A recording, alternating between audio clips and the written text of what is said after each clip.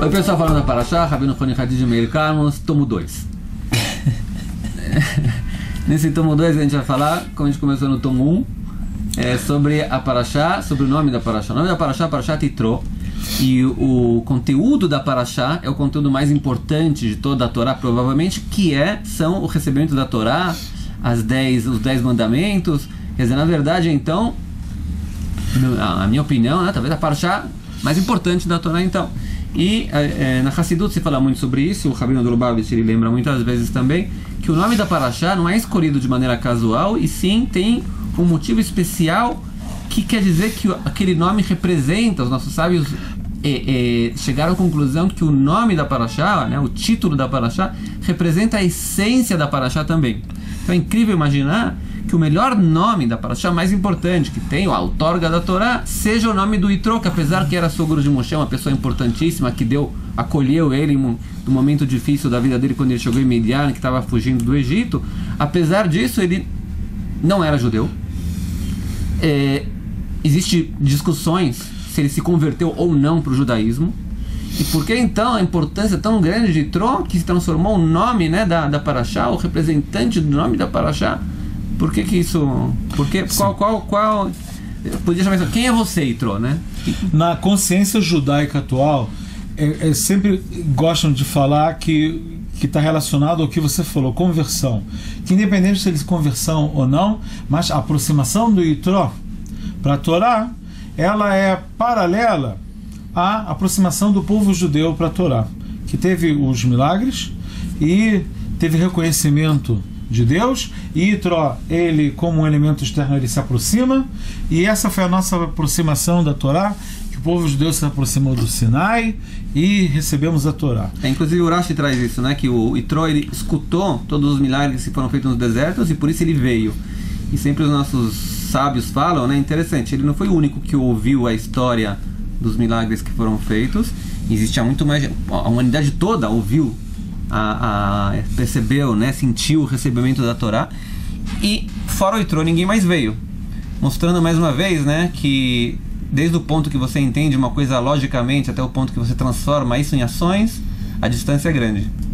Agora, eu nunca me satisfiz com essa resposta, que é ligado só à questão da conversão, porque também a questão da conversão, igual você mesmo colocou, é uma coisa ambígua. A gente não sabe se Yitro realmente se converteu ou não.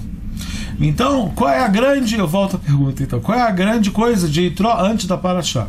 Então, eu, como costumo, gosto de ver o que o Rashar Hirsch, o Rabino Simpson, Rafael Hirsch, fala sobre a questão. Eu vou fazer a colocação dele e vou tentar expandir um pouco, além do que ele falou. O que ele fala é o seguinte: ele gosta de... o Rabino Rafael Hirsch, ele cita o Pasuk que está escrito falando aqui, que na verdade um quote, é uma citação do que Yitro fala, e Yitro fala assim num determinado momento. Yitro diz Atayadati, onde está o Pasuk, você edita. Eu vou achar, peraí, você vai editar esse negócio. Tem o Passuca aqui, o versículo 11 do capítulo 18, fala assim: Ateyadati ki gadol Hashem kol Elohim ki vadavar asher zadu alechem. Agora tradução livre, agora eu sei que Deus é o grande de todos os deuses, em que vadavar asher, por isso, pelo que os egípcios queriam fazer com vocês. Quer dizer, a Torá está falando aqui que o Yitro está falando, ele escutou os milagres, mas eu agora sei que o Deus de Israel é o Deus maior de todos os deuses, pelo fato que os egípcios queriam fazer com vocês. Agora, o que quer dizer isso? O que quer dizer isso? O Rashi fala que o Pshat, né? O Rashi traz.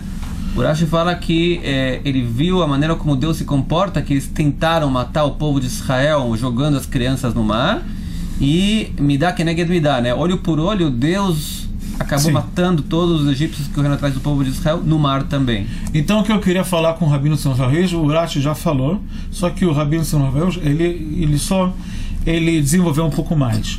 Ele falou algo no espírito que você falou de Midá, que nega de Midá, que em português é dente por dente, olho por olho. Qual a importância disso? Que Zadalé, que os egípcios tinham algumas conspirações com o povo judeu.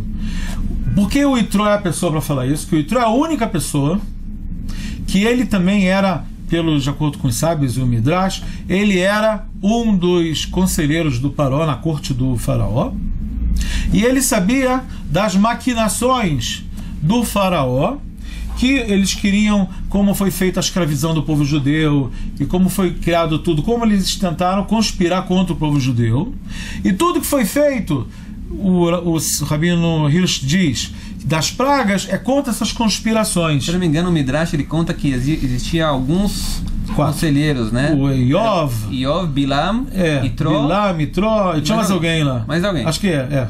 Lição de casa para vocês que é mais alguém. E de qualquer modo, e o que Itró está falando aqui, olha, o que aconteceu com eles foi pelas coisas que fizeram com vocês. Igual você falou, Dorashi, que é me dá dente por dente, olho por olho. Por que isso é importante? E porque esse fato é o que vai até a data. Agora eu sei que ele é o Deus. Por causa que, se você falar que ele é Deus porque ele é forte, que ele fez, que tirou o povo judeu do Egito, tudo bem, ele é forte. Mas pode ser que tem outros deuses que também são fortes. Tem outros titãs, cada um, às vezes, dá um espaço para ele fazer. Mas isso aqui, esse fato que Deus, ele sabe o que os egípcios estão conspirando, significa que Deus está dentro das entranhas. Que Deus lê os pensamentos, Roqueiro, Marchavot, Valev, que Deus ele sabe os pensamentos, investiga os pensamentos das pessoas. E esse é o Deus verdadeiro, então. Porque esse Deus, ele sabe as coisas por dentro que está acontecendo, na natureza, dentro da psique das pessoas, ele sabe. E o que ele fez com os egípcios foi o que eles estavam intencionando a fazer. Pode ser que tem coisas que nem estavam externas, não estavam exteriorizadas, não sabiam o que iam fazer, mas eu vou pegar os egípcios no que eles queriam fazer. E coisas desse modo. Então, agora o Itró fala, Atayadati, agora eu sei que esse é o Deus soberano, porque só um Deus que criou coisas, ainda pode falar, bom, esse criou isso, pode ser que aquele criou isso, e teve uma divisão de trabalho no mundo, né? Mas você falar que tem um Deus que não só que cria o mundo, que ele está para fora, ele está dentro das pessoas, e ele sabe o que as pessoas pensam, e o que é o que está dentro delas, isso aí já é um Deus soberano que sabe o que está acontecendo. Isso é uma coisa... Agora, por que é importante esse fato? Porque é o seguinte, e por que isso é importante para a gente? Porque a crença judaica não é só no Deus soberano que criou o mundo e que organiza o mundo no macro. Isso significa que Deus está muito perto da gente e que Ele está muito interessado no que a gente pensa. E Ele está muito interessado nos atos pequenos do nosso dia a dia. Em outras palavras, aqui tem umas grandes mensagens do judaísmo, que o Deus, que é o Deus criador, também é o Deus ético. E ele está interessado no comportamento humano, no nível de cada pessoa e o que cada pessoa pensa. E esse é o contexto que a Torá foi entregue. A Torá foi entregue... É que da ideia do olho por olho, então, né? Seria uma ideia de como quem dizendo...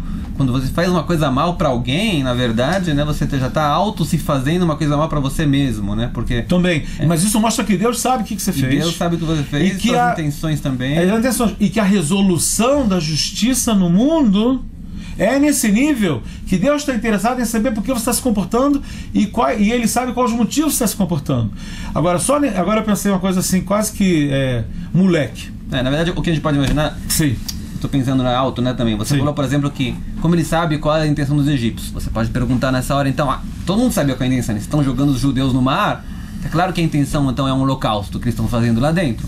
Mas, se você pensa um pouco mais, né, hoje em dia também é assim, né, você pode sempre dar explicações. Você pode falar, por exemplo, o Paró podia falar assim, né, a gente viu os nossos videntes, né, viram que vai ser uma pessoa aqui que vai fazer uma revolução contra o governo. Um anarquista. E esse anarquista é um anarquista que vai nascer do povo, que no começo eles não sabiam nem de onde, do povo judeu, não do povo judeu.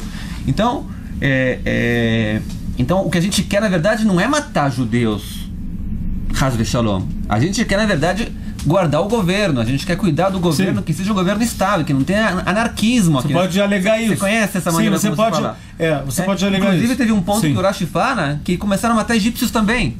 Porque os dividentes falaram que eles não estão mais vendo se é judeu ou não é judeu. Porque os Está discriminando. Porque no final ele entrou na casa do Paró. Então as visões se confundiram, né? De repente. Então eles não sabiam mais. Então começaram a falar, começou a matar todo mundo. Então também você vê, por exemplo, no Holocausto, né? Quando você fala, pô, morreram 6 milhões de judeus, né? Falam, tá certo, mas morreram também soldados. Morreram também pessoas doentes mentais que foram mortas também. Tá certo. Mas. Houve uma discriminação. Houve algo, muito mal, muito triste, que morreram muita gente também. A gente tem que chorar por cada ser humano que foi morto, né? Mas o próprio Hitler falou. Foi uma coisa a mais que aconteceu. Ele falou: a minha guerra é com judeus. O fora, tudo em volta é tudo. Por fora. É tudo uma metáfora em volta, é tudo uma fantasia em volta. A minha luta com o judeu e com a ideologia deles. Que eu só queria complementar uma coisa que eu comecei a falar, que eu usei um termo que talvez alguém vai ficar curioso, que eu falei que eu tive um pensamento moleque. Qual é o pensamento moleque? Por que é importante essa constatação do Itró, que ata e adata, agora eu sei que Deus é, porque Deus sabe as intenções dos egípcios, e porque Zizado ele é aí ele fez isso. Por que é importante? Porque alguém pode falar o argumento moleque é o seguinte: tudo bem, Deus criou o mundo, tudo bem, Deus tirou a gente do Egito, e agora ele quer dar a Torá. Pode ser que eu aceito cumprir a Torá de modo geral. Eu sou parte do pacto, eu aceito ser parte do pacto, tá bom? Mas eu quero ser do modo geral, eu quero dar um jeitinho brasileiro. Eu não quero ter que cumprir a Torá nos pormenores dela. Você quer ser ortodoxo light. Ou menos que isso até. Eu vou escolher 6. Eu vou escolher algumas mitzvot que vocês considerem que sejam mais importantes. E tá valendo. Por que isso não é legítimo?